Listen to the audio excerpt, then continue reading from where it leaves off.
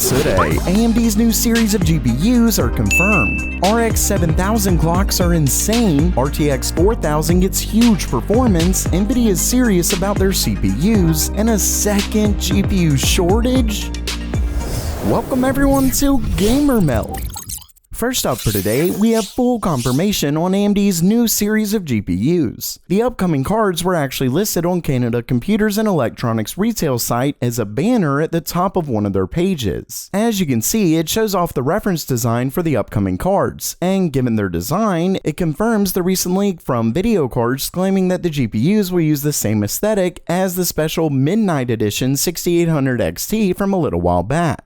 Unfortunately, when you click on it, the link only takes you to AMD's regular RX 6000 cards. Funny enough though, the banner has not been taken down as of the writing of this video. Either way, it's pretty clear that the rumors on AMD's upcoming 6050 cards were correct, and given marketing material is already out, they're likely set to be released fairly soon. Before I get to the next story, I hear from a lot of you who are interested in getting into the tech field and want to know what to do first. Well, whether it's computer science or really any field in STEM, there's one place I always recommend, and that's today's sponsor, Brilliant, the learning platform that was built to teach the STEM field. And what I mean by that is that they actually show you what's happening instead of just explaining it. This makes harder concepts much simpler. For example, here they help you understand how a neural network uses an artificial neuron to predict how happy Chester the cat will be, and there's tons of examples like this. To top it all off, they're updating their courses to make them even more interactive. So start your journey in computer science by visiting brilliant.org/gamermelt. You can try it for free, and if you decide to subscribe, the first 200 of you who visit the link will get 20% off the annual premium.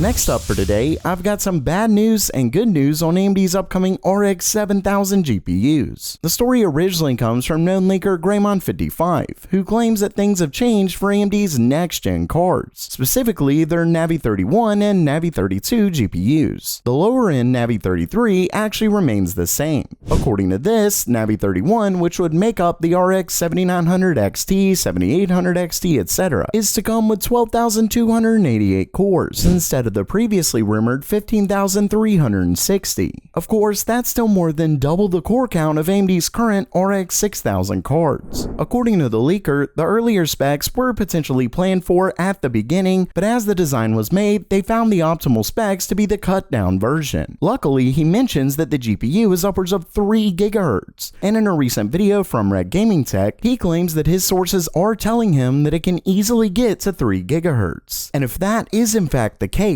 we could be looking at a whopping 75 teraflops of computational power. Basically, even with fewer cores, AMD's next-gen GPUs still look to be incredible. Not only that, but according to this, Navi 32 also comes with fewer cores than previously mentioned. Before, it was at 10,240 cores, but now we're looking at 8,192. Like I said before, Navi 33 doesn't have any changes. At the end of the day, I'm definitely still pumped for AMD's next-gen GPUs. Now, while AMD's next-gen GPUs aren't looking as powerful as we thought, Nvidia's RTX 4000 cards sound better than ever. According to a new tweet from known leaker Kopite7Kimi, and later reported by Video Cards, Nvidia's next-gen GPUs could get as much as 100 teraflops of FP32 compute, and that would mean we're looking at 2.5 times more computational power than the 3090 Ti. Of course, compute power doesn't always translate perfectly to gaming, but it's a good indicator of just how powerful next-gen may be. And obviously, given the architecture is completely different, you really can't compare it to the compute power of AMD.